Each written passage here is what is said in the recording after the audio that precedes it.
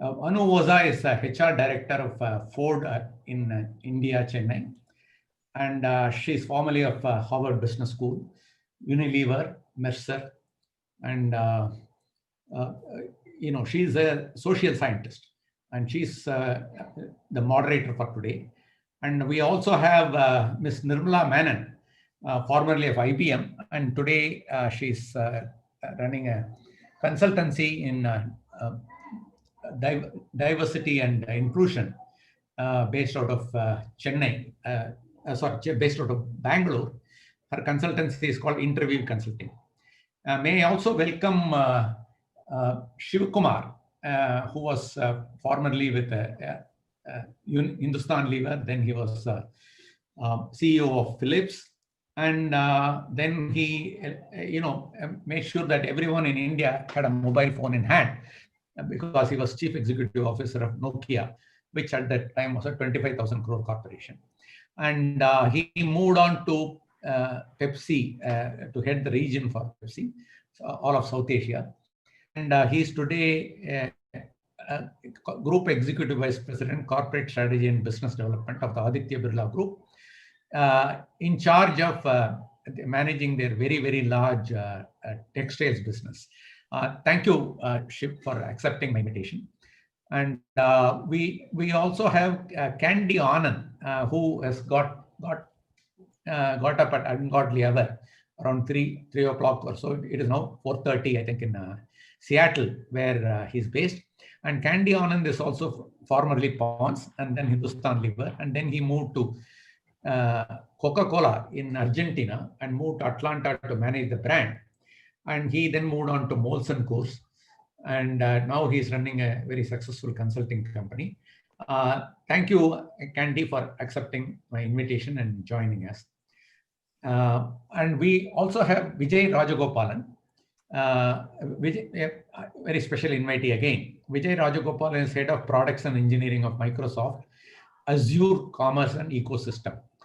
Vijay, again, is an extremely busy person. He told me this morning, look, sir, before the year end, we have to complete a number of new product launches, which I have done. So my mind is free to join you.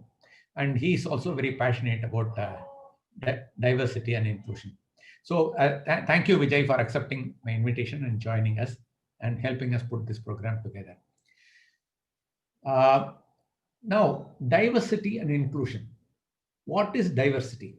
Diversity in simple English is just difference.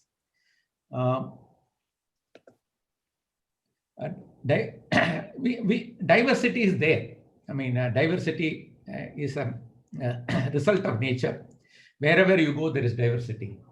There are, everywhere you go, there are speakers of Telugu speakers, there are Hindi speakers, there are Nagas, there are Mizoram. In today's India, in Bangalore and Chennai, you find people from Uttarakhand, Chhattisgarh, I mean, people from various backgrounds. In Bangalore, even in the jails, you have 8 Ugandans and Sri Lankans. And I keep reading in the newspapers that there are fights that break out amongst them in the Bangalore jails. So diversity is there even in our Indian jails. And diversity is a matter of fact. It's a part of nature. And of course, the most fundamental diversity is there are men and there are women. Now, so for any company, the consumer universe is diverse. People who buy my products and your products are from all these backgrounds. You want everyone to buy your product. You want everyone to like your product. So you want market share, very high market share, which means your product and service must appeal to everybody. So diversity is given in real life situation. The most most significant diversity you see is in IPL, Indian Premier League. Each IPL team has players not only from India, from New Zealand, from Australia, from West Indies, from South Africa. So this kind of diversity is sought after. cricket teams have gone for diversity to source the very best players from different countries. The thing with diversity is people are different in the way they think and the way they act and the way they are trained and the way they have their preferences are. Now, yet, if you are the captain of Mumbai Indians or Chennai Super Kings or Royal Challengers Bangalore or Kolkata Knight Riders, you have to weave the team together. Perhaps that's the reason why Ms. Menon is calling her company Interweave. You need to make sure that they are cohesive, that they share one goal and they are comfortable with each other and they would inspire the best out of each other and they would support each other. They work towards a single goal, sinking all their differences, but seeing their differences as an advantage. Now that is really Ms. Anuradha Oza's theme. Her theme is, how do you get advantage out of diversity? Is diversity just a problem, something that you have to work with, that you have to put up with? Or is it really a source of great performance, great contribution? And she's contending that it really is the latter. That diversity is a rich gold mine to be mined. Is that really so? Now, that is the question that we are going to challenge the panelists with. Over to Ms. Anu.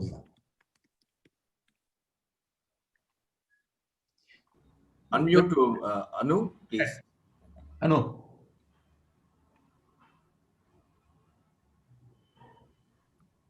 Go to your mic. Go to the bottom of the laptop. Mohan, can you please do that? Go to the bottom of the laptop and go to the left, and you will see the mic. Mohan, can you unmute, please, Mohan? Yeah. Can you hear me now? Yes. Yeah. Okay. Thank you, Mr. Balram. It's been a privilege and an honor to moderate this session, especially with you as chair, given the amount of mentoring that you've given me personally over my career. So again, it's an honor to moderate this program, which consists of people who represent some of the world's most powerful brand names. Let me first start by stating how I would like to moderate this program and how I would like to build the narrative for this particular session. Nirmala Menon, fondly known as Nimi, will be requested to kick off this session, given the fact that she has worked for 13 years in this field and has consulted for over 300 clients. I thought she would be able to give a really lovely overview of diversity and inclusion in India. Second, I would be requesting Candy to speak. Candy is actually K. Anand, but he's affectionately known as Candy. He, apart from working with Bonds and Hindustan Lever, he has worked with Coca-Cola. Hard to get a stronger brand name than that. And Candy has enormous anecdotal evidence to be able to share with us, and hopefully he will share parts of his own personal story and his understanding of diversity with us. So we have Candy speaking after that.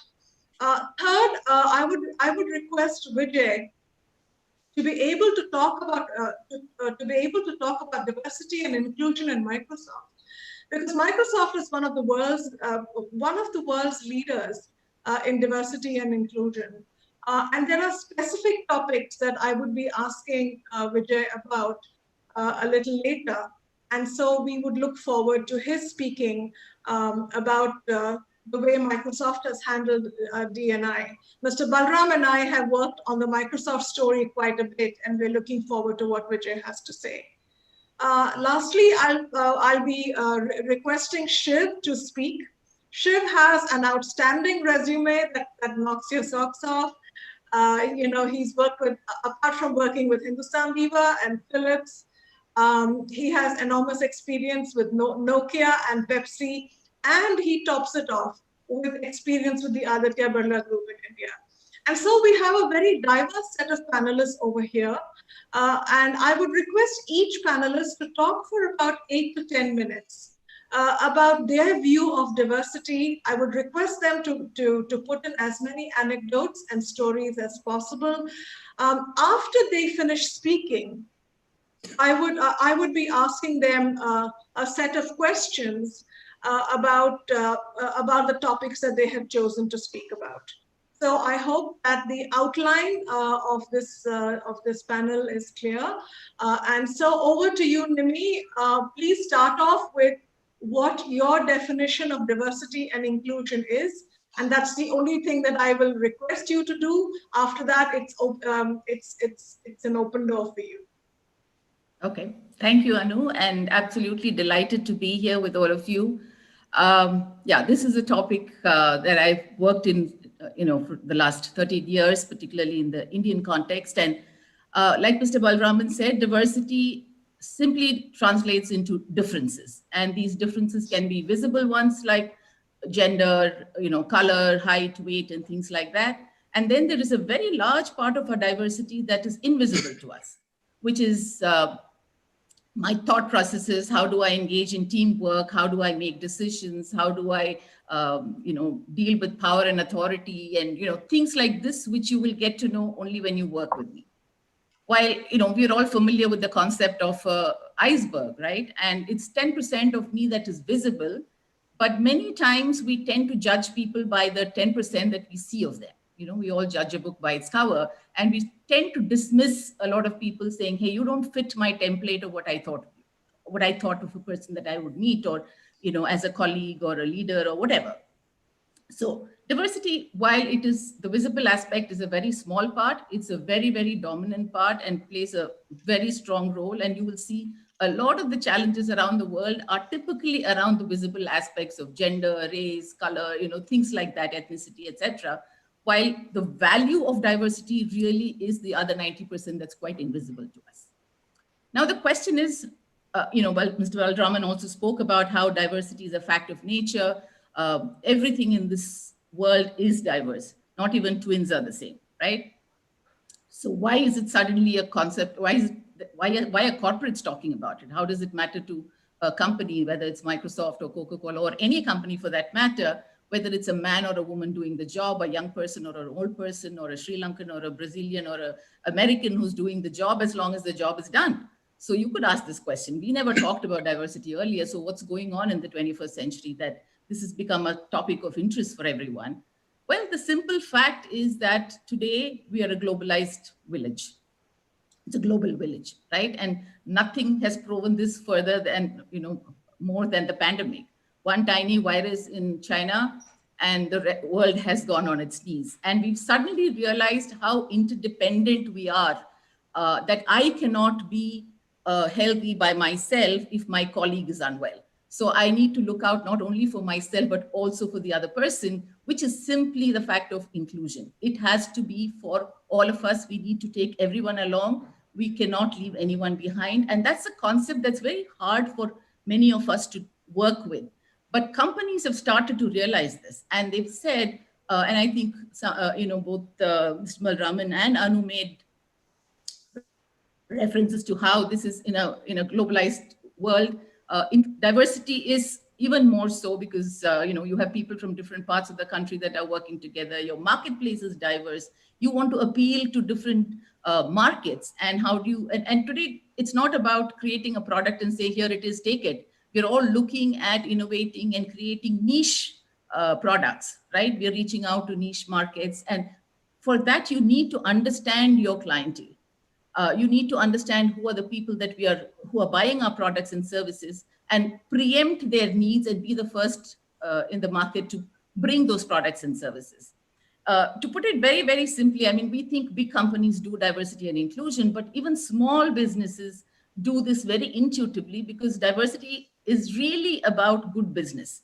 Let me share a quick story because I heard Anu talk about anecdotes, and I couldn't help but notice that there is this little Kirana store where I live in Bangalore, in Indranagar. Now he's from Kerala, and I am from Kerala, and I buy a lot of my stuff from there simply because he stocks the stuff that Malayalis like to eat. And for Onam or Vishu, it's very simple. I just pick up the phone and I give him a call and say, hey, you know what to send me, and he will send me those appropriate fruits and flowers that I need for the event. And it's been that way for the last almost 7 years. The other day I was at his store and I was chatting with him, and he said to me, Madam, I've decided to expand my business and I'm taking on a partner. And the minute he said that, very quickly I asked him, because in an earlier conversation, he had told me that his sister had gotten married and his brother-in-law has moved from Kerala to Bangalore to find a job for himself. And I sort of thought maybe he hadn't found a job and his brother-in-law was sort of, needing something to do. So I said, oh, your brother-in-law is joining you. And he looked at me and said, no, madam, it's a local. Now, the way he said it's a local, I asked him, but why did you react like that? I didn't mean to offend you, but why did you react that way? And he said, no, madam, I was just thinking all the Malayalis in this neighborhood buy from me anyway. So basically he was telling me I have a captive market in this neighborhood in Indiranagar. Everybody buys from me. If I can get a local into my team, which is a Kannadiga, I will be able to reach out to the Kannadiga households. Now, this fellow is not even a 10 standard pass, but he's got his business concepts in place, right? I mean, he was just looking, and this is really what we are talking to corporates about. It's not a smart concept in that sense. Good businesses have always been diverse and inclusive in a lot of ways.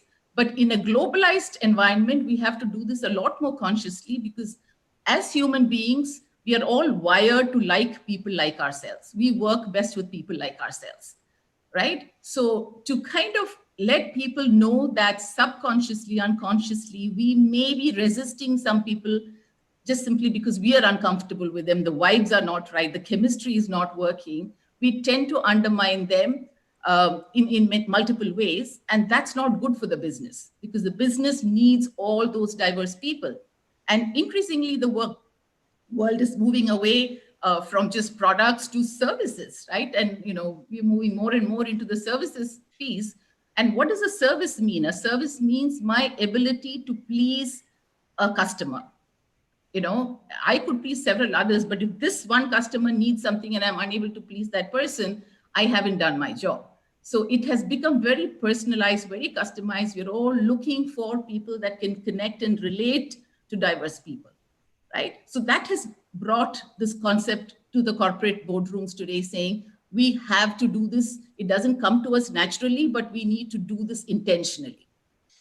Similarly, again, the war for talent, Mr. Balraman referred to gender being a big division, right? And across the world, we see that women are 50% of your talent pool. And if you really look at history, you will see that a lot of time, not a lot of times, women just haven't been fully leveraged, okay? So we have been working with only the able-bodied men so far, which would represent, if you were to look at the 50% of men, 50% women, take the 50% pool of men, take away 5% of people with some disability or the other, and you're looking at a 45% talent pool and saying my best talent comes from here.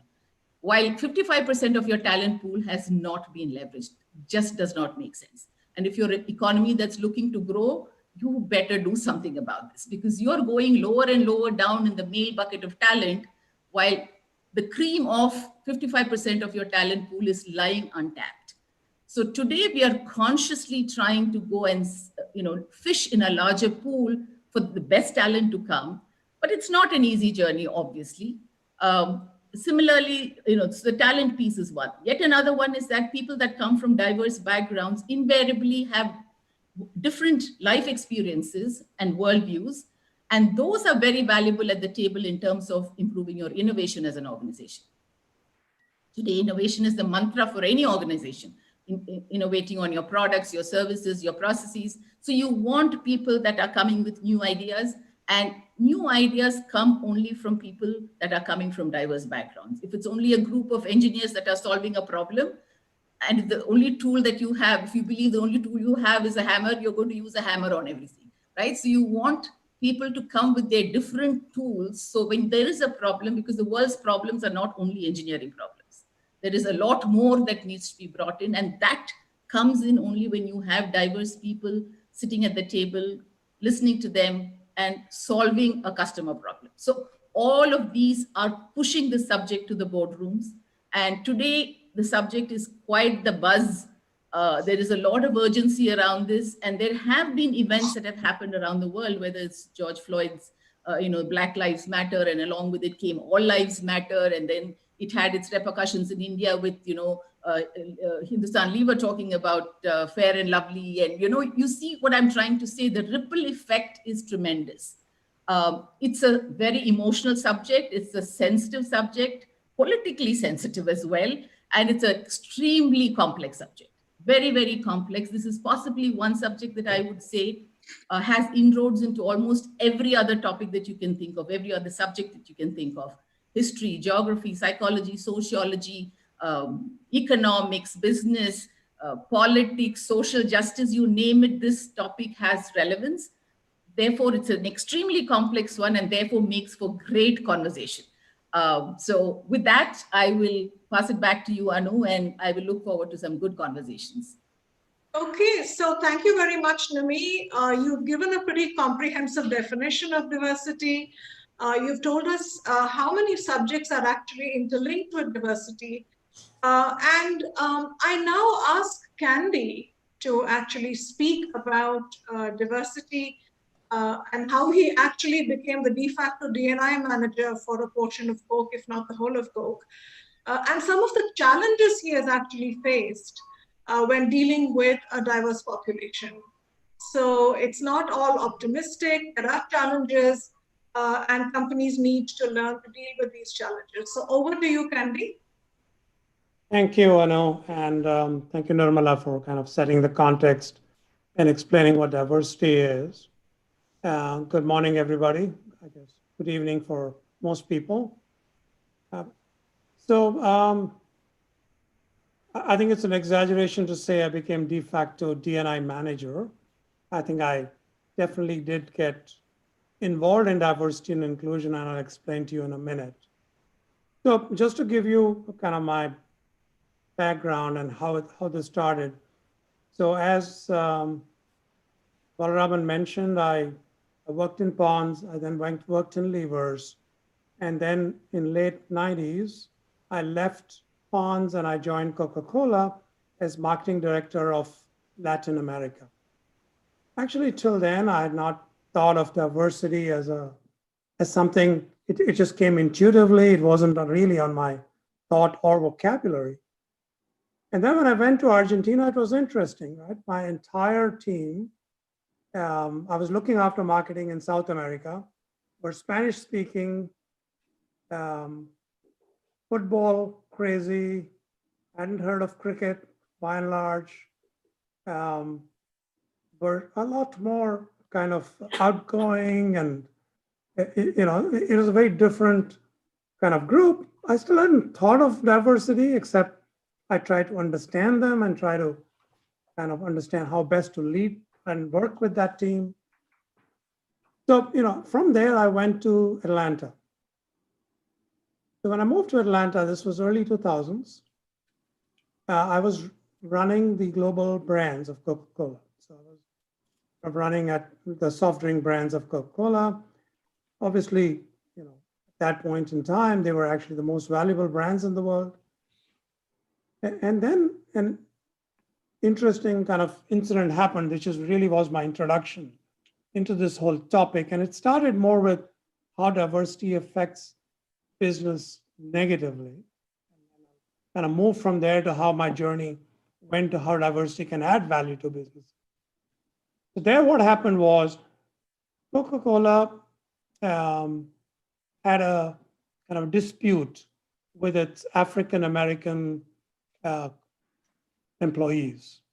African-American employees said that Coke was discriminating against them in promotions and in advancements, and they had a lot of data to show that they were not being given equal chances compared to their white colleagues. And this was new to me. I hadn't never thought about such subjects, and I was looking after brands. I didn't think it affected me at all.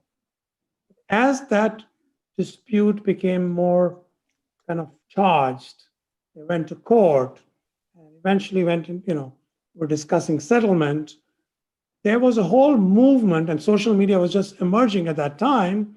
There was a whole movement in TV and in social media, basically kind of implying that Coca-Cola somehow, as a brand now, not as just as a company, was not being considering all people equally, was not really giving everybody the same importance, was favoring one versus the other. And there was this threat. Suddenly now, as looking after the brands, and this was more US centric, but nevertheless, US was the biggest market we had. And there was a real threat that there would be a boycott. There were some calls for a boycott of brand Coke. And then as a brand team, and we actually had a very diverse brand team. Actually, the Coca-Cola brand head was actually an African-American, as it happened at that point in time, right? So we knew it was not true, right? The person in my team running the brand was actually an African-American. So we, from a brand lens, started creating a campaign about how brand Coca-Cola is for everyone. Basically, we started kind of inclusiveness, the importance of inclusiveness as a campaign. And I Googled YouTube to see if from 20 years back, some of these advertisements still exist, and they do, especially in Spanish, they're still there. Obviously, they were multilingual campaigns. And you can Google it later. It's called For Everyone or Para Todos in Spanish, where you can see there were simple campaigns, but essentially saying brand Coke is for everyone. Eventually, that lawsuit got settled, and Coke got into a whole set of, as part of the settlement, into training. Everybody was trained a few times in unconscious bias. So that was my first kind of training. Maybe it must have been 2004, 2005, in kind of in-depth training into unconscious bias. You know, it's interesting because the fact that it's unconscious, and Nirmala, you just mentioned that, you don't believe it exists even for yourself. And that's the challenge, right? You go through this training and say, that doesn't concern me. I don't have such biases. But actually, over time, as you reflect, everybody has biases. And everybody has these unconscious biases. And it takes a lot of kind of self-awareness to actually being able to combat it, because it's very, very difficult otherwise. Just doing a training, I find, isn't enough. Mm-hmm. I'll give you an example. As my career progressed, as we went through it, I then joined Molson Coors. I was CEO of the international business for Molson Coors. And without naming names, we had another one of my colleagues on the executive team. She was a lady. She was from South Africa, a white woman, but living in the US for maybe a decade. Extremely, I'd say extremely great professional. I did not find any, as if she had bias. She was actually quite empathetic. As part of my team, I had our digital and e-commerce team was running, which is part of our growth team. And that was headed by another woman, a white woman again, but from America, who was running that team. And she had a different style. She had a different way of dressing. She was a blonde, white American woman. She would dress like I'd say, young college girl kind of thing, coming into a professional environment. And this senior executive from, also a woman, had come up as a woman through a tough, I guess, difficult times where she had overcome the biases men had. So she had a view that women had to act professional, they had to dress professional, they had to talk professional. And here was a young, but an IT person and a digital lead who was, much more millennial look kind of talk, even though she was not a millennial, but she was millennial talk. And you could see that anything this lady would present, this senior executive would find it to be light. She would say, this woman is not effective. I don't think she understands it. But it wasn't the content, it was the style with which this lady was presenting herself. This lady was talking about it, the way she was dressing, the way she would address kind of a boardroom, that created this bias. And this went on for a month. And I was the mentor of this lady who was running this digital and e-commerce team. I went and talked to her and I said, this is what's going on. Your content is like, there's no question, is superior, superior, and yet you're not being listened to. So here is my suggestion. And, so on one side, I kind of told her for the next presentation how to present herself a little bit differently, recognizing that other people are not listening to it. Equally, I had to go back and talk to this executive and said, it's really, really important for you to listen to the content and not really get diverted. And suddenly this thing changed, the relationship changed between them. And that kind of brings me to the importance of diversity, not just the way people look, Nirmala, the way you were describing, not just kind of what is obvious, but it's diversity of style, diversity of thought, how people appear, how they express themselves. All of these trigger things in the brain that then leads to challenges in the way people are able to work with each other. Now, as you're going through this journey, what I realize, and this is important for all businesses, small and big, that there is true value if you can have a diverse team and being able to actually listen to each other. There is initially some disruption because when you have a diverse team, people don't listen to each other. People don't, actually communicate with each other. But once kind of you're able to sit down and actually communicate, you realize that people with different backgrounds, people with different thinking style, people with different ways of approaching a problem actually tremendously add to the solutions that people bring. And there's a lot of evidence that is there, certainly in the US, about if you have a diverse board, then those companies are performing on the average 5 to 10% better than a non-diverse board. Why is that happening? Purely happening because those boards are able to see things better, are able to understand things in a different, in a more complete manner than boards that are all typically filled with white, old white American men. And that's clearly making a difference, and that's getting recognized now. I think that certainly in the US is highly recognized that whether you have a small team, a small company, a big company, whether it's a leadership team, whether it's a board, whether it's any group that you're forming, diversity really helps.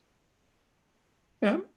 Now, you mentioned George Floyd and et cetera, Nirmala. I think in addition to that, there is a separate topic I think that certainly in the US people are addressing, which is racial injustice. And in a way that has to do with diversity, but it also has to do with past injustice. And what do you need to do to ensure that everybody, even if they come from an underprivileged background, are actually given the same level of opportunity. India has been addressing this for decades. I don't think that's new to India. It's certainly new in the US, where, kind of injustice is being brought up as something that you've got to think about and address. And it kind of intermeshes a little bit with the diversity discussion. But I think diversity is beyond just racial diversity, gender diversity. It is very much about inclusiveness. It's about ability to meld teams that are much more productive because they think about issues, problems, challenges, opportunities in a more complete manner. So that's all I kind of kick off in terms of my initial thinking, Anu, and then I'm going to hand over back to you. So thank you very much for that, Andy.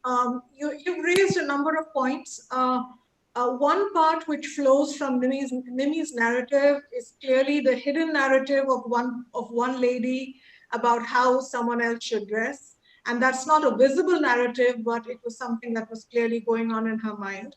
So you really addressed that.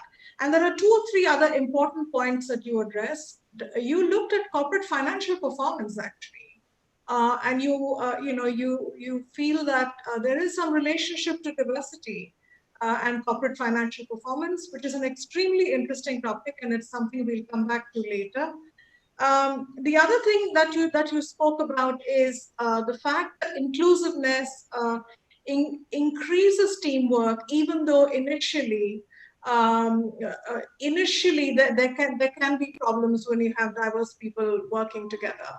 And that's again a topic that we will come back to later when we come to the Q&A. Because teamwork and diversity is a very vast topic. It's sociological, it's psychological, and it is practical. It's one of the most practical topics going around. So we will come back to these 3 topics a little later. So thank you again for waking up so early, sitting in Seattle. You're truly sleepless in Seattle, so thank you very much. I'm next asking Vijay Rajagopalan, who's the D&I lead for Microsoft, to speak. Microsoft has led a number of diversity-led initiatives, and Microsoft has done an enormous amount of work in unconscious bias, something that you have also spoken about, Candy. You also made a statement about the relevance of training. So Vijay, I'm sure, has his own point of view. So let me, ask him to speak again with anecdotes and stories about diversity in Microsoft. Over to you, Vijay. All right, thank you. Anu, can you all hear me now? Yes, we can hear you. Okay. Thank you, Mr. Balram, for the opportunity. And it's my pleasure to share the journey that Microsoft has taken. You see, for Microsoft, talent was a priority when it all started. And we created a very diverse organization, incidentally, because Bill Gates believed in hiring the best talent from all over the world. I have been told in the early 80s, Bill Gates sent the CTO to hire right from India, from IITs. It was primarily from a talent perspective. And when these individuals showed up in Seattle, they had not worked for a multinational companies. I have lots of anecdotal stories about the early Microsoft millionaires who made it and their experiences and how Microsoft really helped them, to grow them culturally as well. But their diverse perspective in terms of building a localized product to make sure it works all over the world really helped Microsoft to build world-class products, particularly from localization. And the same way, hiring lots of Chinese engineers in the early 80s helped Microsoft to have a world-class product in the form of Excel or Word or others. So if I look back, it was a very incidental evolution for Microsoft to focus on talent, and that really helped in building a diverse community. But culturally, if you really have to measure how you're doing, there is a very, very simple measure. It is really the distance between the espoused culture and the truly lived experiences. I have seen, having worked at Microsoft for about 22 years, I have seen how the cultural journey of Microsoft has evolved quite a bit in the last, particularly about 7 years. There were, back in my days, when we used to have a product reviews with Bill Gates or senior executives, we would really get ridiculed if we didn't have a good idea. And there wasn't a culture to build on top of ideas and give proactive, useful feedback to engineers. If it was not liked by the senior management, you'll be ridiculed. That's the culture we have. And since Satya started, and I think we've seen a big change in the culture. And I think with any cultural change, it requires really, first of all, deep awareness building. And we have gone through that shift from awareness of diversity to celebrating the diversity, holding leaders accountable for diversity. Then, of course, we always acknowledge the differences as an organization, but really we never dug deep to understand the value and enable the differences. And it was, as I said, it was always in our culture in the form of a checkbox. Okay, do you have a diversity leadership candidates hired? Do you have a diverse ratio between employees in your organization? We always had that, but we never truly implemented in the company. So at that time, as I mentioned, once the awareness is created, it requires organizational commitment all the way from leadership to really build the muscle memory. The full credit goes to our human resources and Satya's leadership team. For about 3 years, we were all asked to by heart the so-called the top 10 inclusive behaviors and attitudes as leaders, as managers, as employees. There was nothing else. It was just in all the conference room, we would have a poster of top 10 inclusive behaviors. As Nirmala as well as Candy mentioned, we all have this subconscious biases. And I think in order to overcome all these things, you need to ask questions, you need to listen to others. Those are the simple top 10 behaviors. So it was extremely useful to have this 10 behaviors. So as leaders, we started listening more in meetings. We wanted to make sure all voices are heard in meetings. And when some folks try to overpower other individuals, we were able to make sure other voices get heard within the organizations.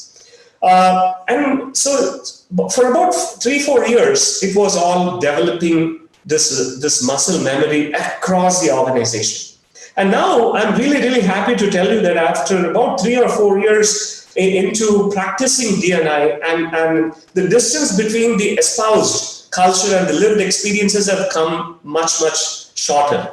Now, D&I is a core commitment of leaders within the organization. In fact, our performance review that happens twice a year, D&I is a core component of it. It is not an individual impact that matters or a product P&L impact that matters, how the employee delivered those success. So that's a big cultural change we have gone through. And I have to tell you some extremely practical examples how diversity helped in helping us build some really cool innovation. Many of you know Microsoft is extremely known for building accessible products. For example, if you use Windows, you don't need a keyboard or a mouse to operate Windows. And there are several blind people that don't use keyboard or mouse to operate Windows seamlessly. And I think that perspective has evolved by hiring lots of physically challenged, differently enabled people in a large organization. I have to admit, there was a gentleman who's a product manager from UK that we hired, who was single-handedly instrumental in evolving our developer tools and products to make it extremely more accessible. Otherwise, we wouldn't have had the lived experience of an individual as a product manager testing that product. So I really think Microsoft has come a long way. While it was incidental initially, now we are living it. When really the rubber meets the road, leaders have to create an environment where everyone feels they can contribute. There is a safety net within the organization. And leaders hold their managers extremely accountable for creating an inclusive environment. And obviously from coming down to the next level of managers who are the frontline leaders, demonstrating this role model leadership behaviors in every occasion in a daily, day-to-day experience is extremely critical, and developing people skills to demonstrate diversity. So now we look at diversity really across the board. How is our hiring strategy from diversity perspective? How are we retaining diverse talent in our organization? How are we developing this talent? So I would say I'm really, really proud of the way we have evolved as a company, and thanks to in the last 7+ years, Satya's leadership evolving us in this direction. So that's the history and sort of some anecdotal stories about how Microsoft has evolved. I'll be happy to share more, Nimi, about the lived experiences with respect to unconscious biases later in the talk as well. Certainly, and I certainly will raise those questions, Vijay, about unconscious bias and the training. Mr. Balram and I have both undergone that training, and we find it very good. But there are some issues. We'd like to ask you a few questions about that. The next speaker is Shiv. Shiv, again, as I said, has an amazing resume, and my request is for Shiv to speak about D&I in the Indian context. But of course, if he wants to talk about it, in the other countries that he's been in, he's most welcome. Over to you, Shiv. Okay, thanks, Anu. I will definitely speak about it in the Indian context. First, I want to set some, ground rules or thoughts for you. Diversity and inclusion as a concept is 40 years old. So if you look at management concepts, it's a very young concept. It was propagated by a person called Louis Griggs in the early 1980s.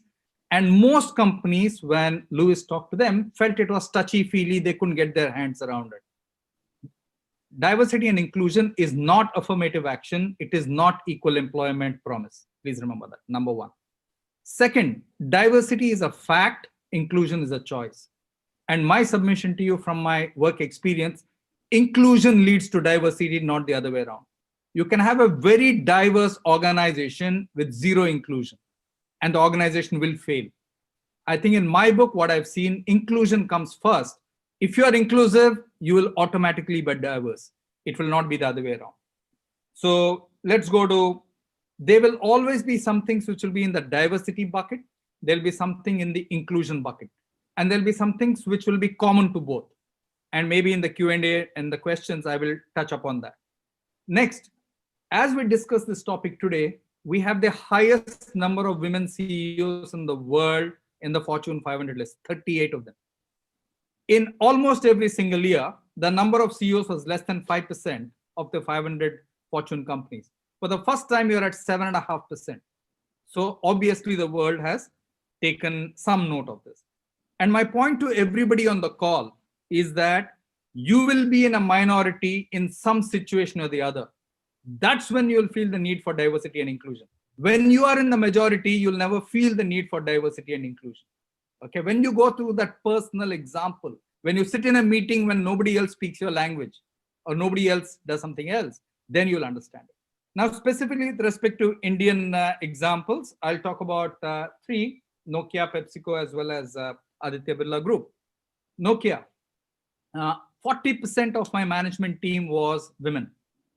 Okay, it was the highest, if not the highest, amongst all Indian corporations at that point of time. And Mr. Balraman knows a lot of them: Poonam Kaul, Petra Tarasoha, Hannah Sivanan, etc., Anu Perez.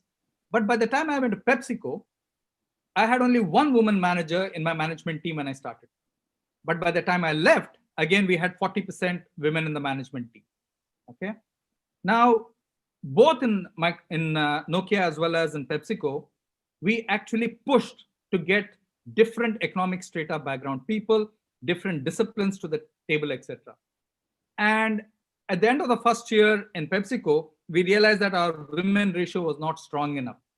So we took a conscious decision to move it up significantly. And I said, all hiring in future, 70% of that must be women. Okay.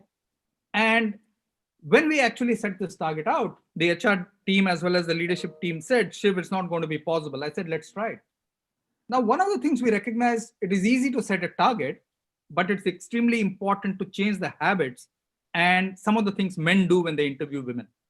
Number one, when they interview women, invariably the hiring manager asks, when do you plan to get married? When do you plan to have a kid if you're married? If your husband gets another job in another town, will you go away? And when we heard from our women who are coming into interview with PepsiCo, we realized that this can't work. So we had to do a huge session in PepsiCo with all the hiring men managers to say, these are no questions. You should never ask them. Then the current CHRO, Pavitra Singh, who was then looking after talent, she came with a wonderful idea.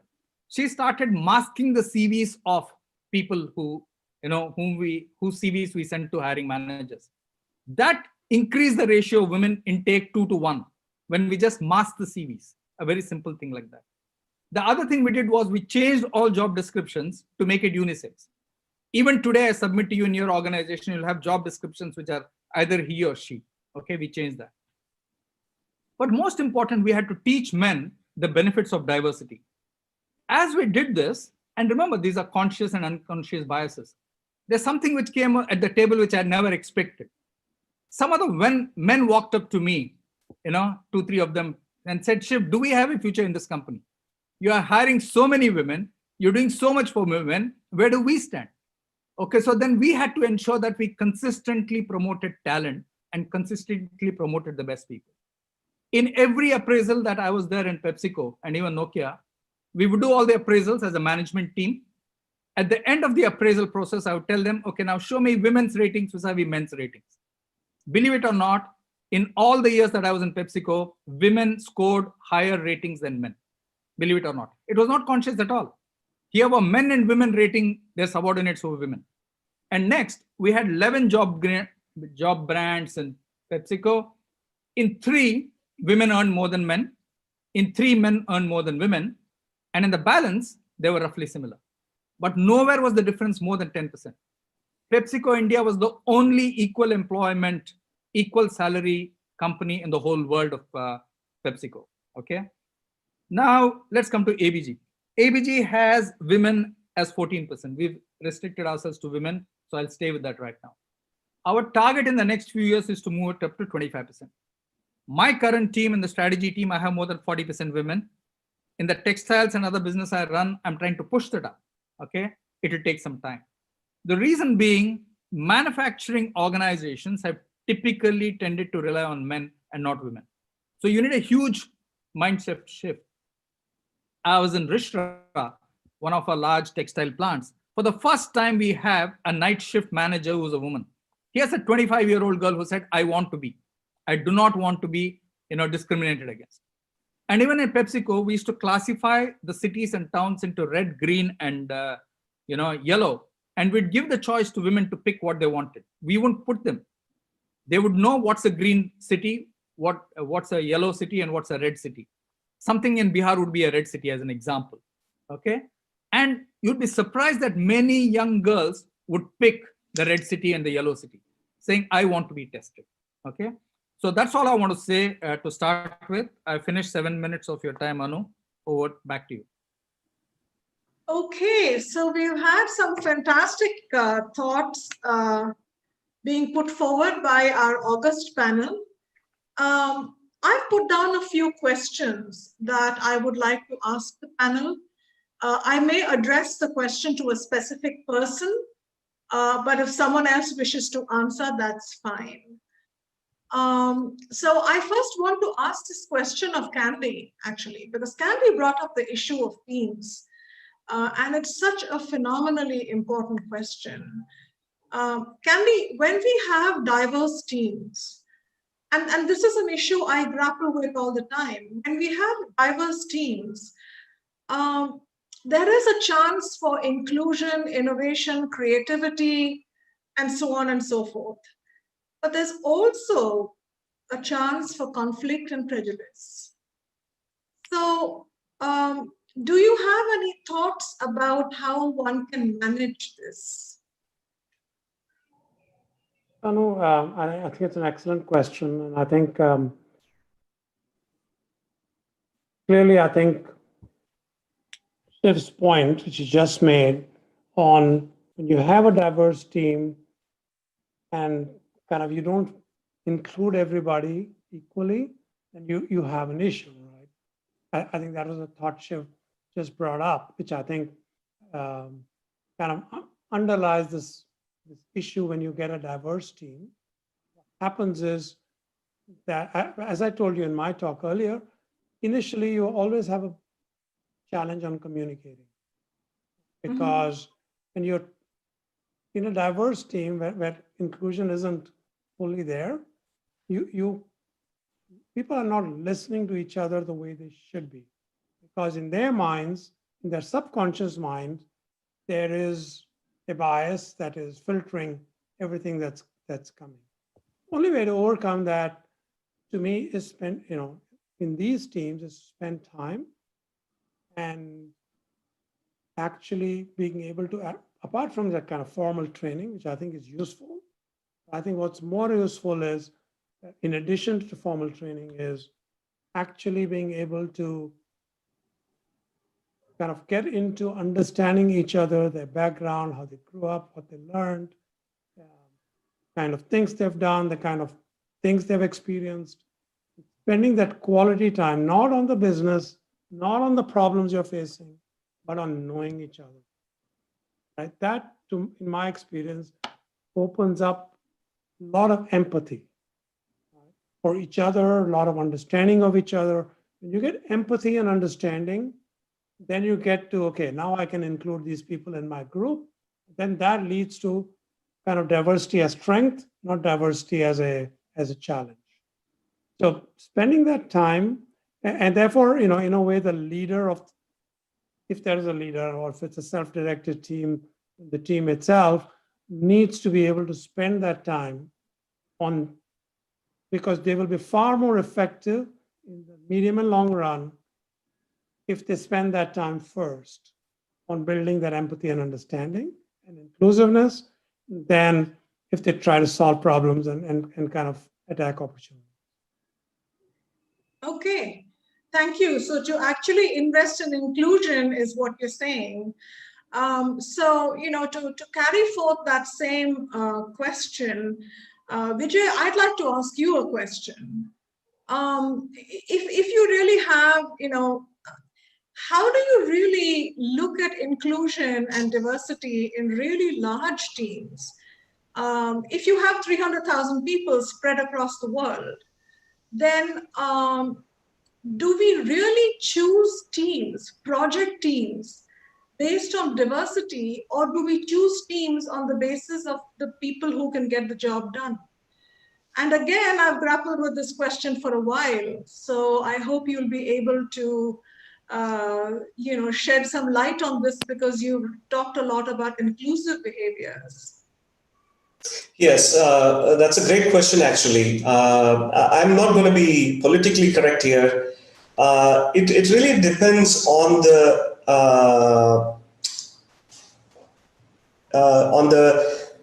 environment and the age of the group, and the priorities and all of that. So first of all, if you're bootstrapping a brand new team, and you would have clear key results you would be tracking.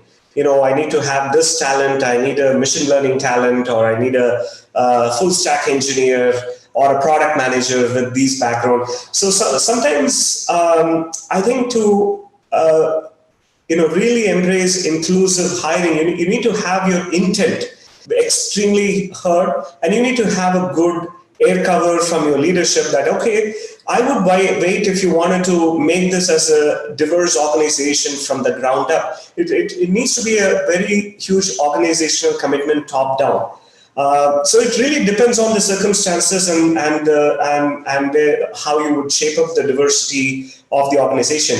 But to answer your second question, I would say the culture of inclusion, it needs to be an ongoing dialogue that needs to be carried forward really for a long period.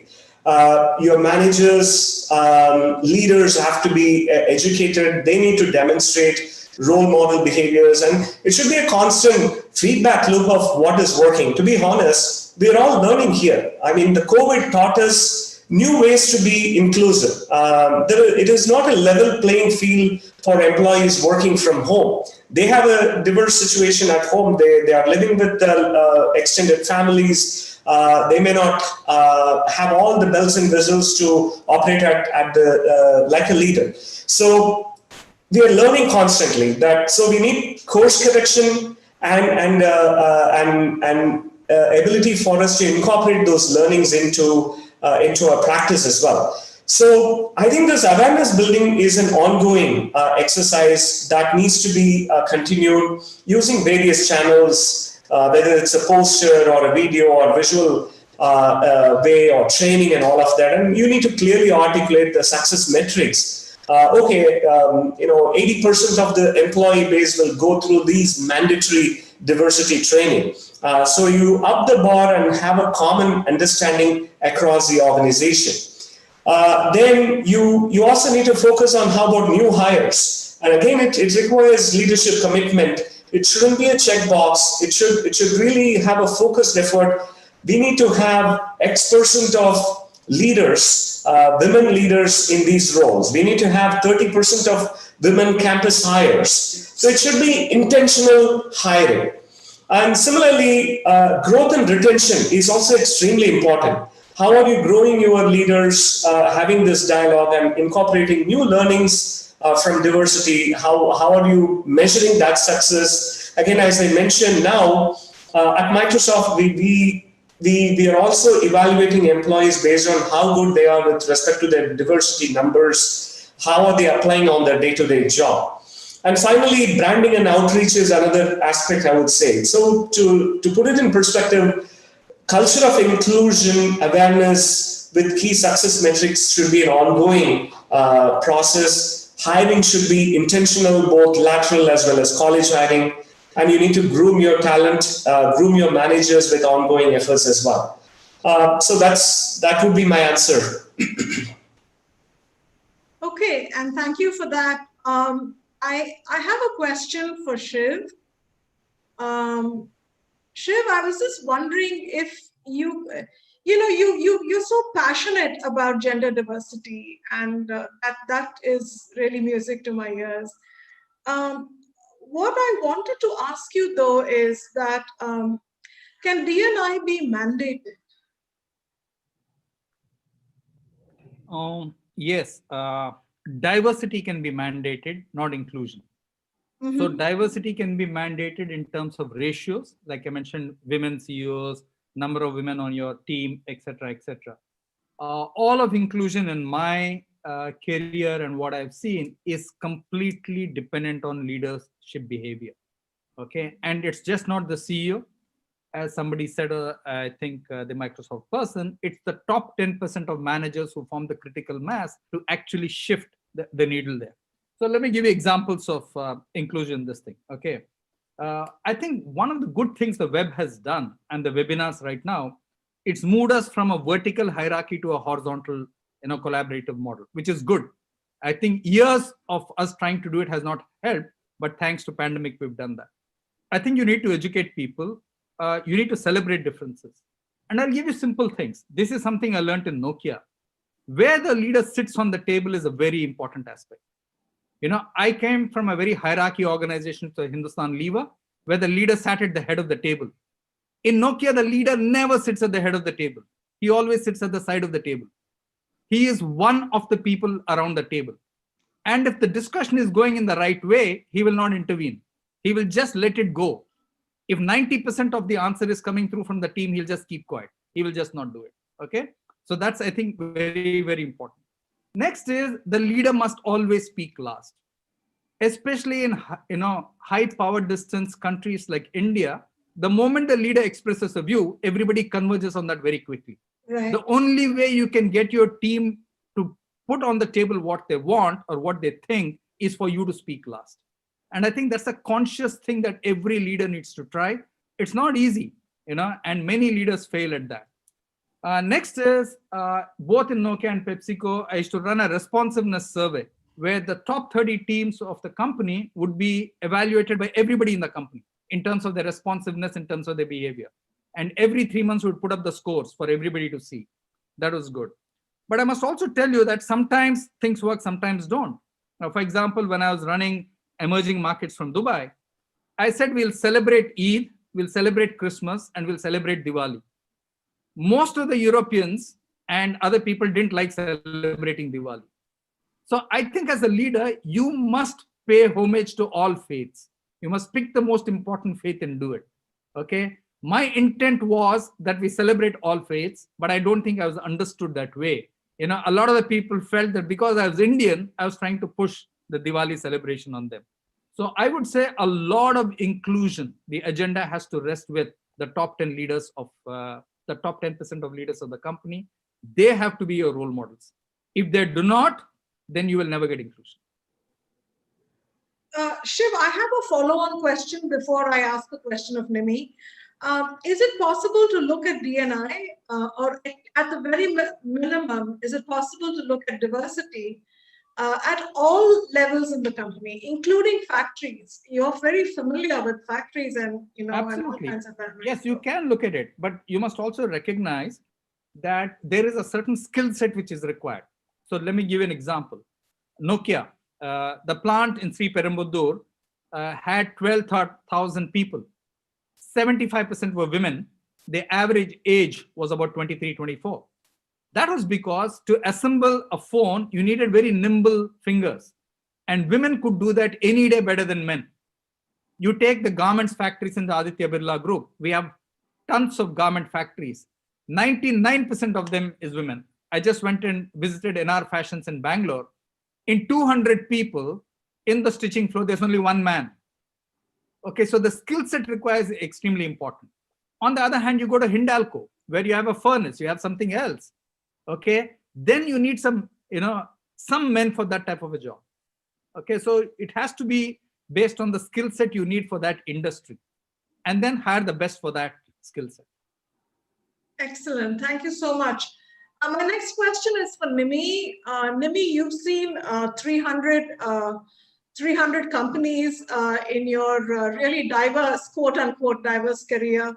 And Candy had mentioned that, you know, when you have, let's say, women on the board, you actually get a 5 to 10% increase in corporate performance. And I think this is a hugely important issue where I'd like to hear out as many panelists as possible, actually. But first, Nimi, since you've had experience of so many organizations, could you talk a little bit about whether corporate financial performance and D&I activities are related or not, or how much are they related? Yeah, no, there are tons and tons of studies out there which talk about the correlation between diversity and business results. Yeah, it's definitely there. But I would question that a little bit, saying that correlation does not necessarily mean causation. That just because you have women, you know, your business has succeeded, because a business succeeds because of multiple other things.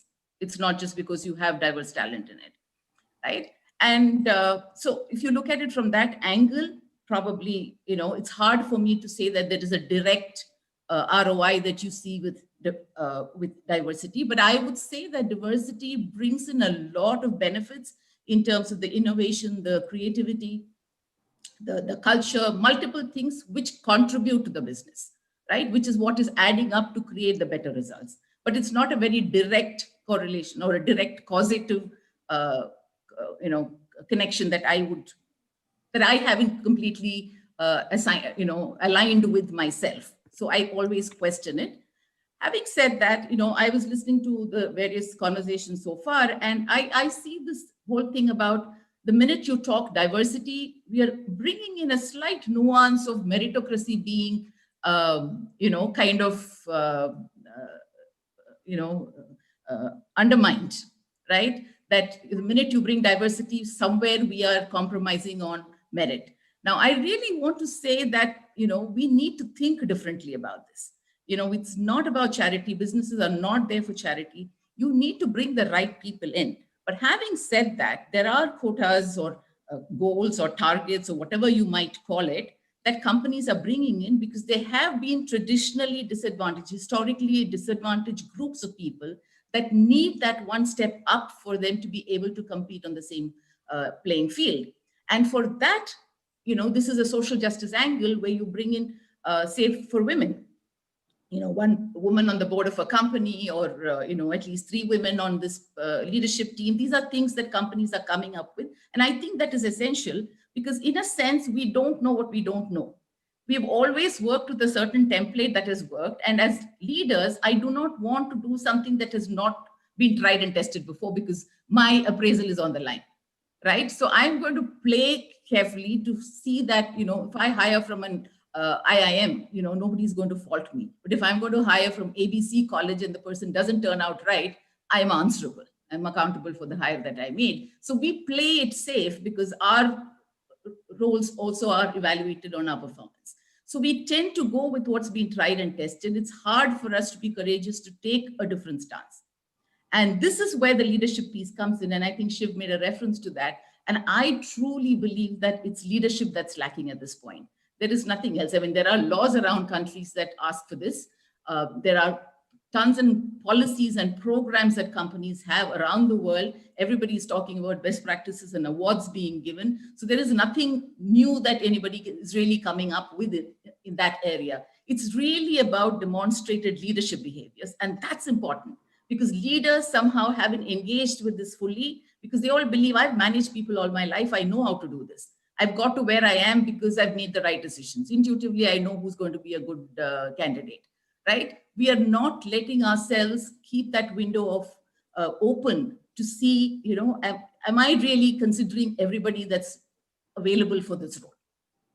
And this is where the leaders, let me give you an example. I mean, like you said, I work with different companies, and there was this particular leader that I was engaging with in an organization who spoke about, how difficult it is to get women into these plants, because, every woman wants to be in the city for whatever reason, et cetera, et cetera. And yes, it is a genuine problem, and there are multiple reasons for it. And well, I also knew from having met with this person a few times that he has a daughter, and the daughter was doing engineering, and it was time for her to graduate. So I casually asked, has your daughter graduated? What is she planning to do? And he said something that was kind of very insightful to me. He said, well, she's got a job in a small town, but I'm telling her to find a job here in Delhi.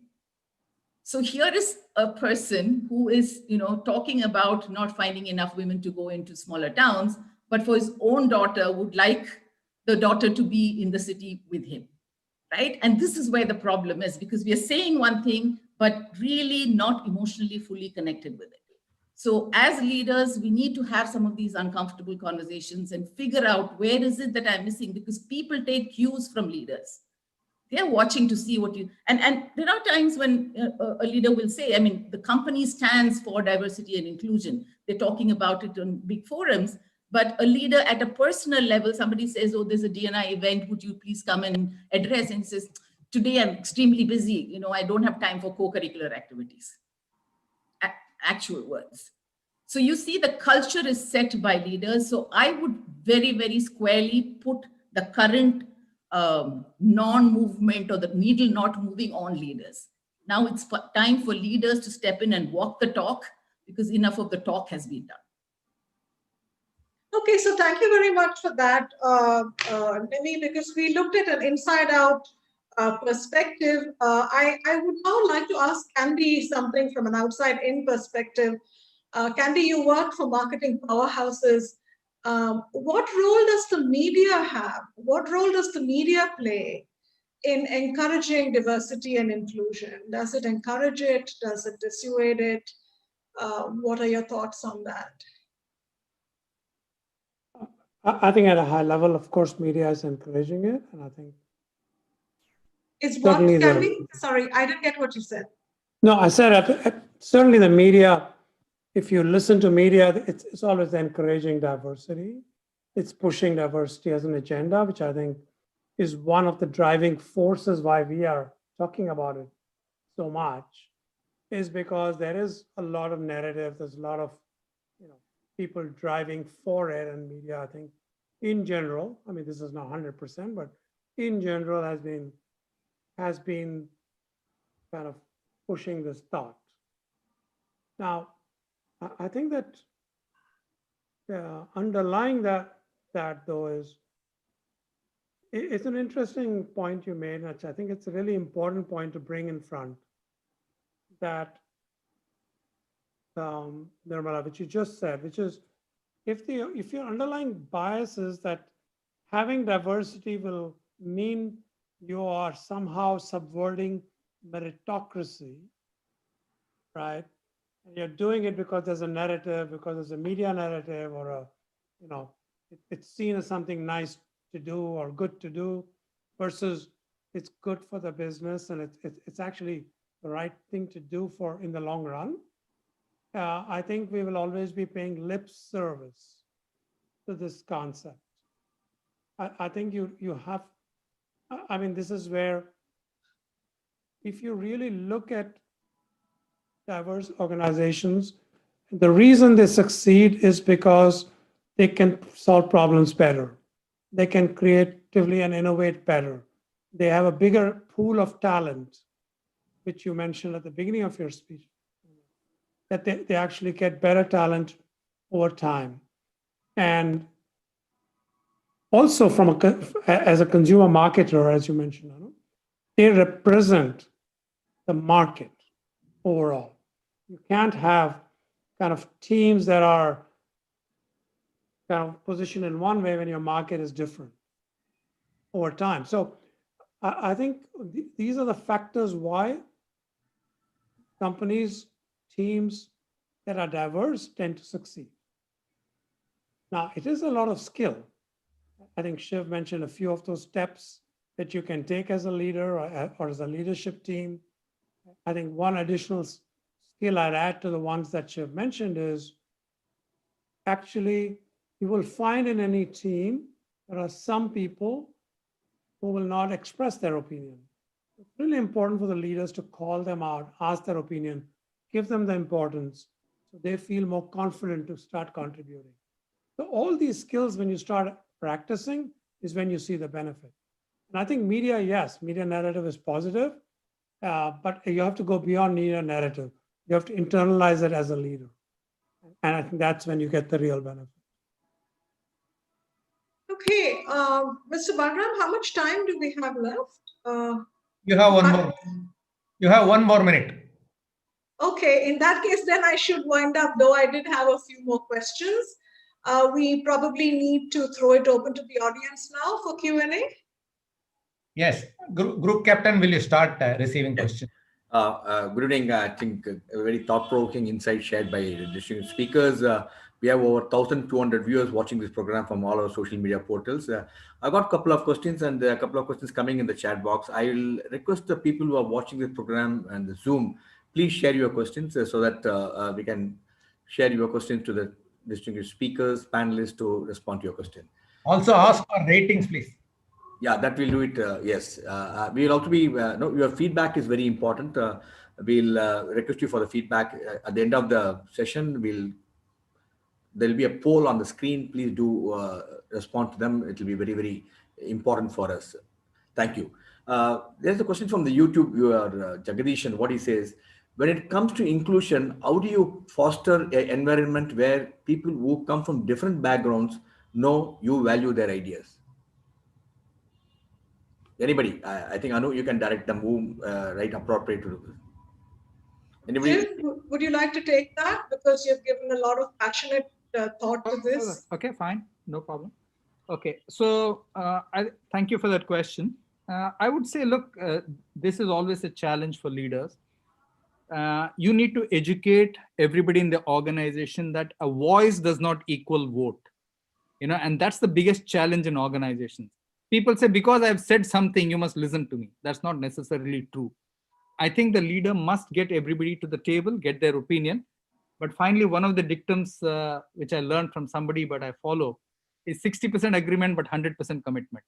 No management team, no company agrees on 100% of everything except a huge salary increase. Otherwise, nobody agrees on everything. So as long as 60% of the people agree, I'm happy to go. Then I say, okay, next item on the agenda, but 100% commitment. That is where the rubber hits the road. Thank you, Shiv. I would like to add something here. Yes. I think, again, I would bring it back to the leader saying it's about creating psychological safety for everyone to participate, right? Because, like we were all saying, there are people and we all come with our own vulnerabilities, and I think it was Shiv who pointed out saying that all of us are at some point victims of people's biases. We are also perpetrators of biases, right? So we tend to do both. And there are times when we feel privileged, there are times when we feel vulnerable. And it is for the leader to kind of watch to see what's going on in the team. Now, in any work relationship, there is a balance of power that's playing out. All work interactions, there is power that's playing out. And the power could be, I'm senior to you, I'm older, I'm more tenured, I'm taller, I know the bosses, whatever, so there is that power play that tends to happen. And as leaders, you need to watch to see, who are the people that are vulnerable in the team? Are they having a voice? Are they able to speak up? So if I see somebody that I feel is, and let me give you an example. This actually happened with a good friend who shared this. He said he was going for a meeting, and when he looked at the list of invitees, he said he was the lowest ranking manager who was going for this meeting. And he was proud about the fact, but he was a tad nervous, saying, all these are senior leaders, their business unit heads, etc., etc. So he goes for this meeting, and he says, obviously, he went a little early, and he walks into the room, into this conference room where this big meeting is happening. And there were a few people already. And where do you think he was going to sit? I mean, clearly he was going to sit at the back of the room because he knows he's the lowest ranking leader and manager in that group. And he said, I was walking to the back of the room to sit at the side when one of the business unit leaders called out to him and said, hey, Bala, where are you going? Come sit next to me. And he said, that was a huge moment of affirmation. And he said, the first thing I thought about was, this manager remembers my name. He called me by my name, which was great for him. And he said, come and sit next to me, which gave him a tremendous sense of confidence and affirmation. And that meeting was a game changer for his career. He was at the table with the powers that were there, and he made some points which were heard because he was at the table. And he said, I may have had the same thoughts at the back of the room, but I'm not so sure I would have been able to say it with the conviction I did sitting at the table. And he said to me, Nimi, that for me was inclusion. And that is inclusion. Inclusion is not a campaign, it's not a project, it's about simple everyday behaviors where we are looking out for people that are likely to be vulnerable, feeling on a back foot, and helping them. And that's all this manager did, just gave this person the space to prove himself. And that's what he did. And it was a game changer. And for life, this person remembers that manager as having been very inclusive and having valued him in a very practical way to give him a chance. Thank you. Right? So this is really where the difference actually comes. Thank you, Nimrat, for the very insightful. I will take a couple of questions from the chat box. It's something out of box question I thought I will think. This is a chapter, Mr. Ganeshan from our MMA Namakkal chapter. He says, very nice to see everything is transparent. I have one area of concern in small businesses where owners, where relatives occupying the positions, not on merit. How do you bring diversity in the area of Namakkal, family businesses? I think it's a question. Would like to attempt this question. How do you bring in diversity in your family businesses as an entrepreneur? Well, Mr. Balram, I think you can. Yes, Mr. Candy, please go ahead. Well, probably not necessarily the best suited to talk about family business, but nevertheless, I think there are, if you bring in a relative who you believe, and this is the point Ramana was making a little bit earlier, if you think somebody has power because they are close to the boss or they're related to the owner, and then you are now you already have a bias in your mind. You have a bias in your mind that person's voice is more important than yours. That person's opinion is more important than yours. That person somehow can harm you or benefit you, right? And that bias is then going to change the way you think or say or do things. And I think while some of this may not be untrue and it might happen in reality, I think that it is important for both the owner of that business, if they really want to be effective, to demonstrate that that is not necessarily the way that business operates. Equally, I think it's about courage individually that you have to be able to continue to kind of voice your opinion for what's right versus what you think in your mind that person is expecting you to say or behave or do. So I think often we, and this happens in our personal relationship, it happens in our work relationship. We try to anticipate what the other person wants, say, thinks, and we then kind of change our actions. And I think courage is really important in corporate environment in these fields. But equally, it's really important in those kind of situations that the leader is educated. So if there's an HR person in that organization, they should definitely talk about this being one of the challenges. You have a number of relatives. It's really important that that is clear to everybody that a person in a position is a person in a position. Their background does not matter. Thank you, Mr. Candy. Great answer to a great question. And here's a question from Mr. Suresh Kumar from Zoom. What do you want to? It's practically not possible for a leader to consider everyone's opinion. At some point, a leader has to move on with a decision which may not acknowledge someone's opinion. So in such a case, you think that the concept of inclusiveness is being undermined? Your views, please. Yeah, Vijay, would you like to take that? Because that's about large teams, especially. Yes. Obviously, making a habit of asking questions is something we're all learning. Asking question gives us the opportunity to undermine incorrect assumptions and challenge our biases. Right? That's first part. And I think you don't need to get averaged out result by seeking everybody's input. I think as a leader, you have to make sure you are seeking diverse point of views. Ask yourself whether you have solicited diverse input. If not, whose input can request? At the end of the day, you are the leader to make sure you are steering the product in the right direction. But make sure you hear diverse point of view.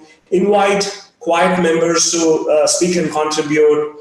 Vary the process of how ideas are shared as well. As an example, I would like to share some personal experiences, right?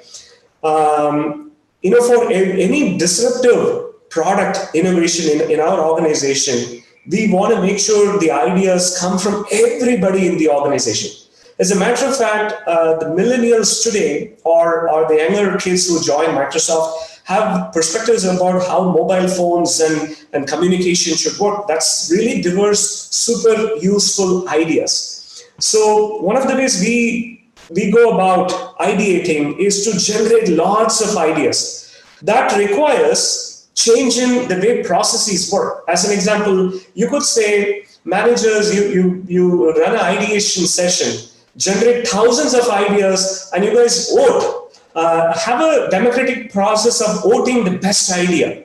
This is how you generate breakthrough ideas. So seeking others' input is not to get an averaged out democratic outcome. Instead, it is to make sure you are seeking diverse point of view.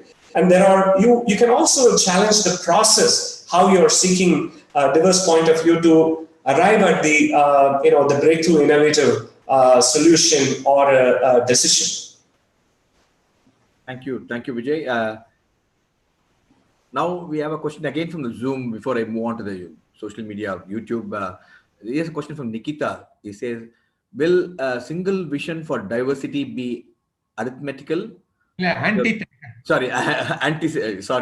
a single vision to diversity be antithetical to vision of a firm which supports individualistic approach along with certain level of homogeneity of leadership style?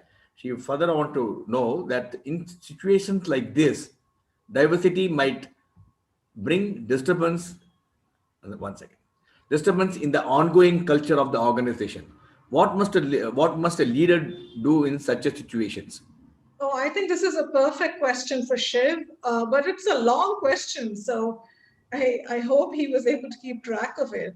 Yes. Yes. Yes, I did. I'm reading it on the screen right now Yes, in front please. of Yes, me. please. So I Okay. have that. I've opened that folder. Here's the thing. What are you doing diversity for? And when you say there's homogeneity of leadership style, then that itself might be the reason to actually push for diversity.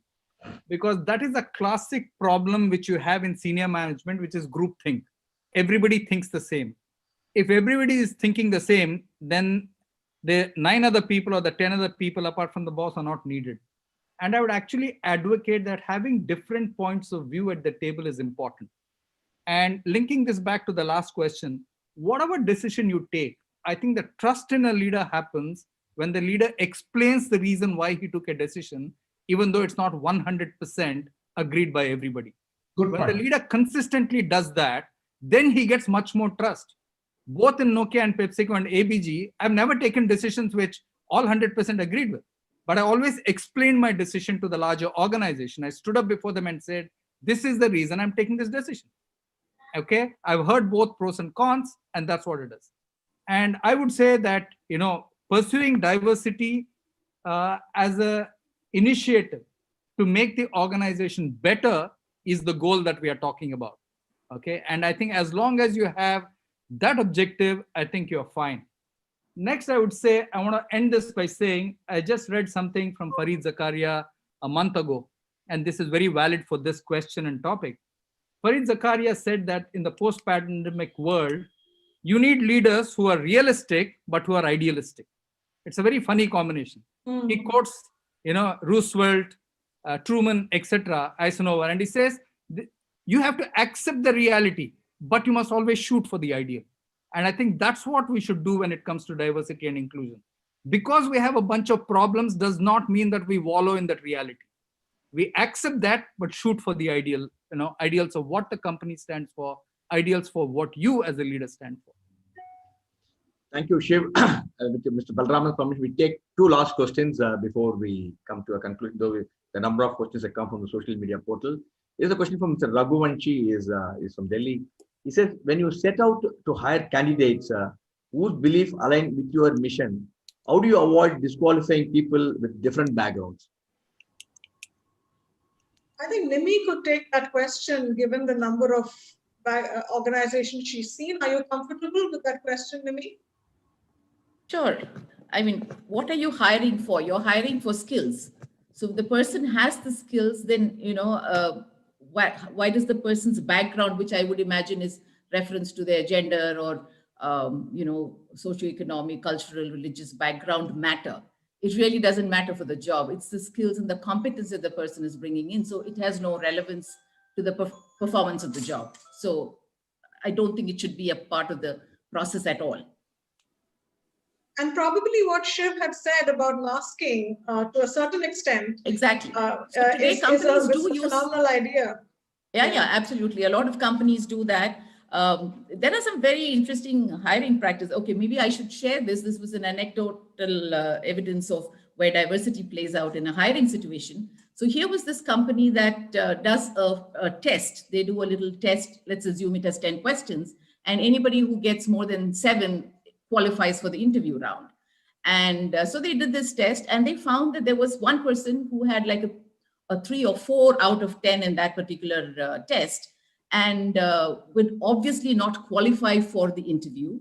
But what was interesting was somebody in the group kind of was looking through the questions and discovered that this person who had answered the 3 questions right were the questions that everybody else got wrong.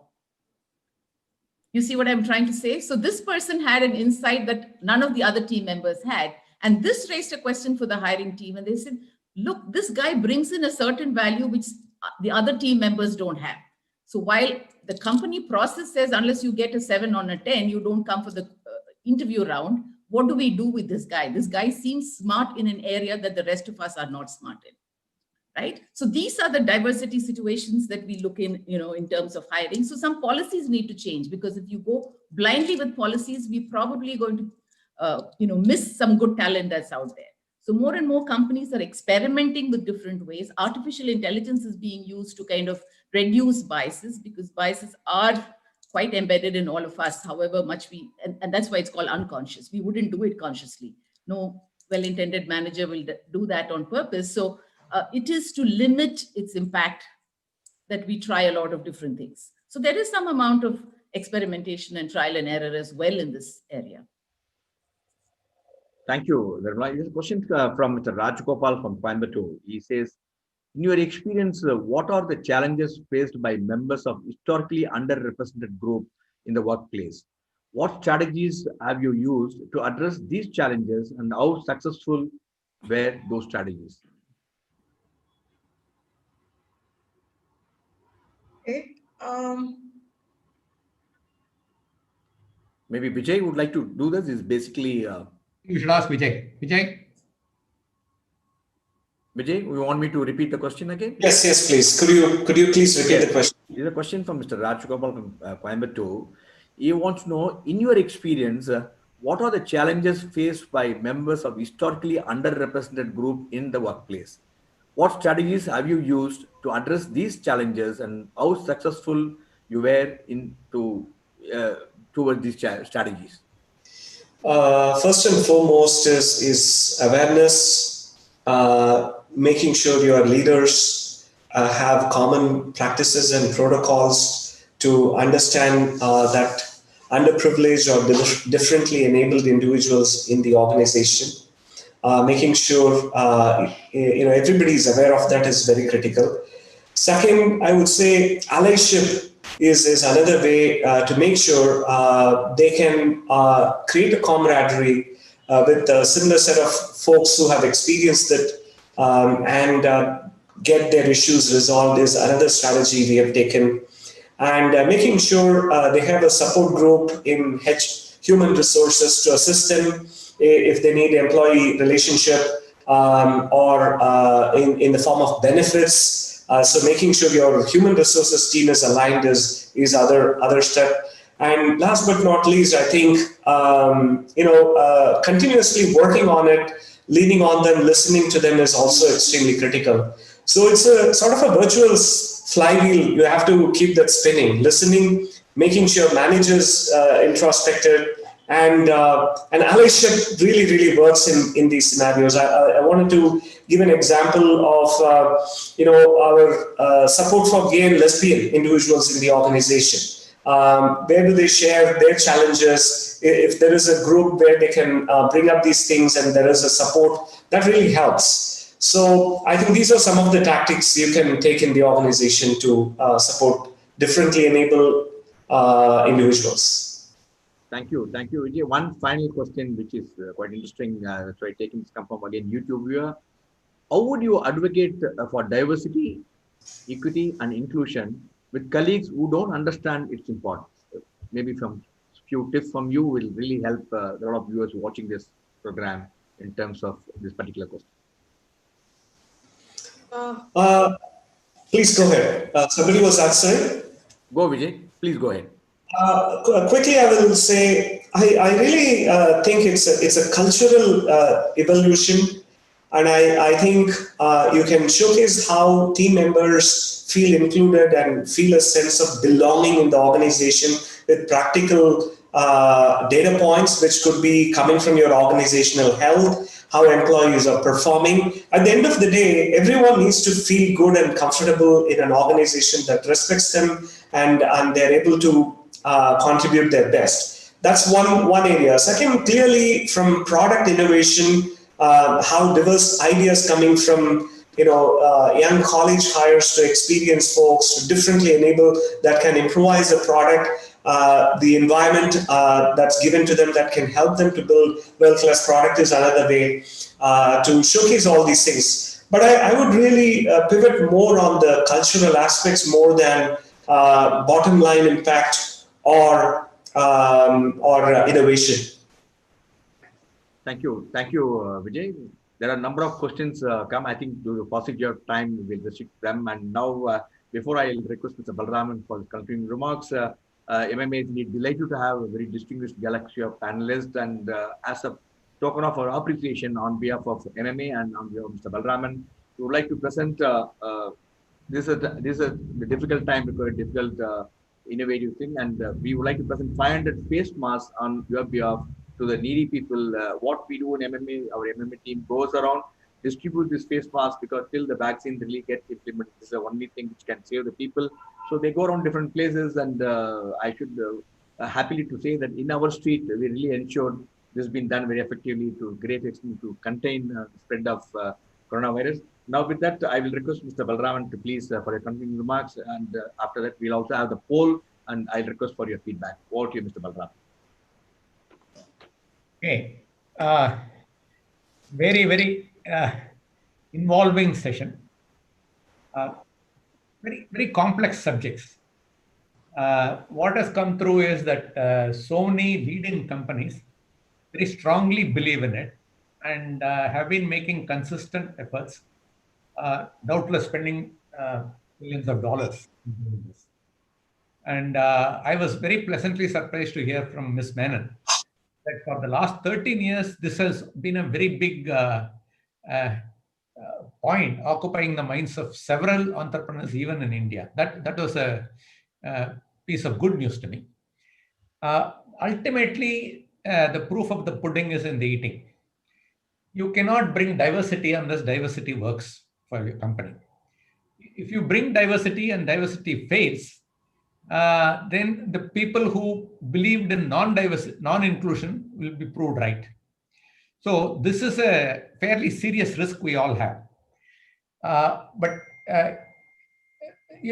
Ms. Menon explained to me that the biggest issue of diversity in India is not language diversity is not such a serious issue. Communal diversity is not such a serious issue. But she said age diversity is not such a serious issue. But she says that the gender diversity is a huge problem in India.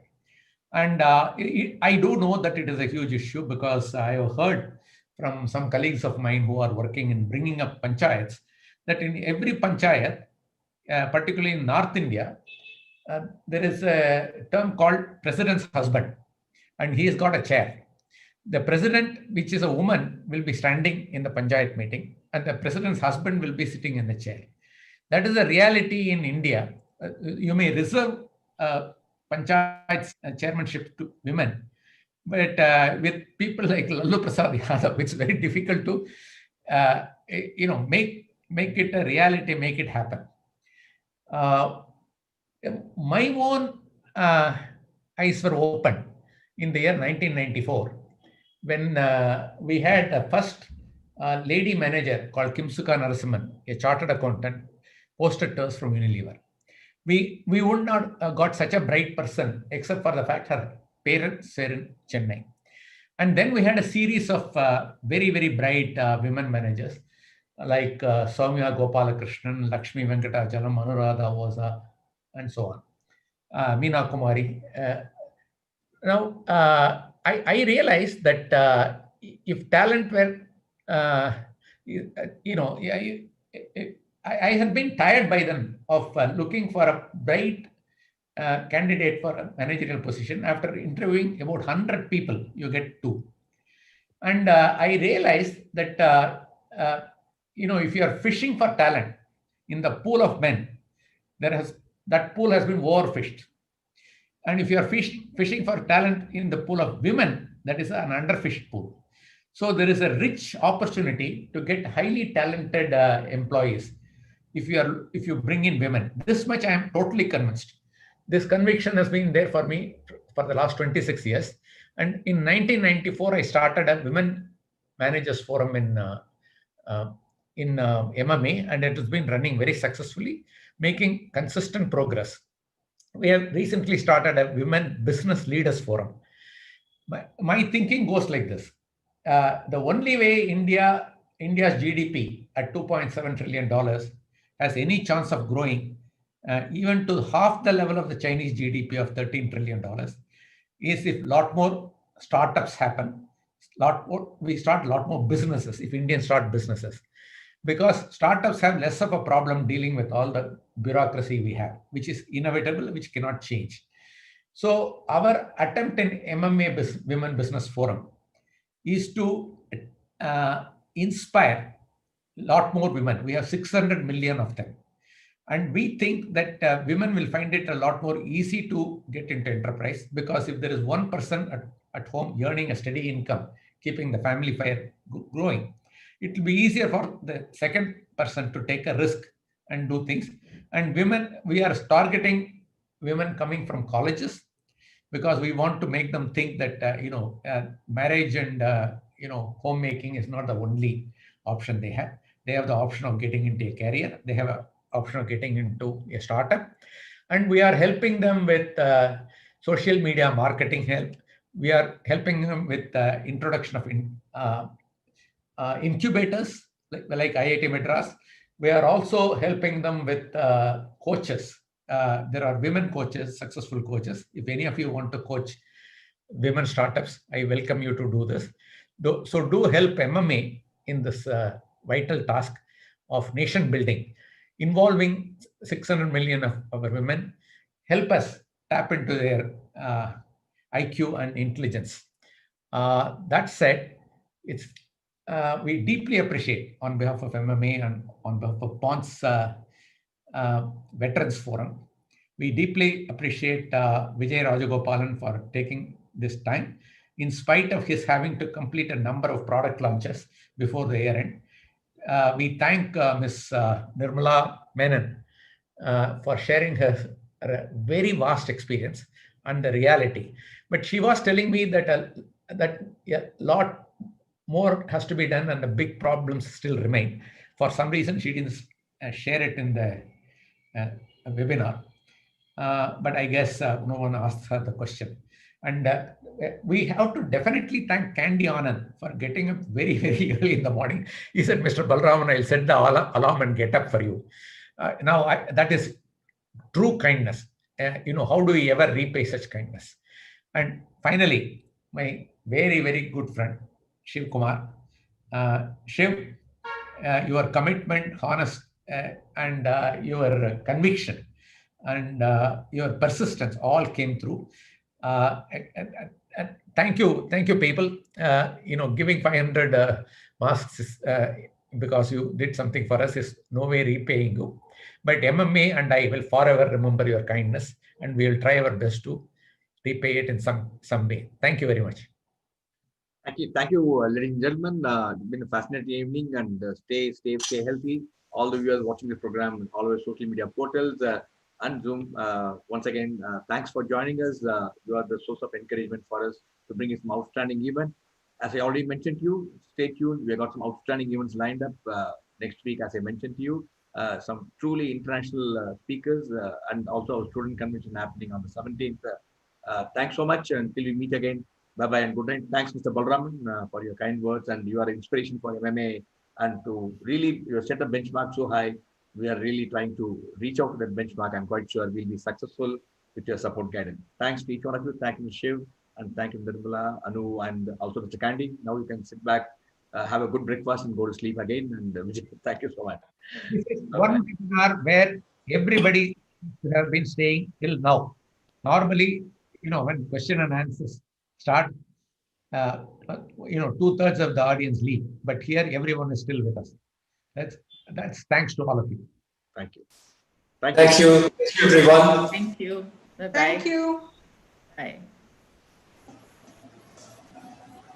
Thank you, Mr. Balraman. You're driving tomorrow morning, Mr. Balraman? Yeah. What time will start tomorrow morning? I will be starting at 8. 8 o'clock. So you'll reach by about lunchtime. Right. Yeah. Thank you.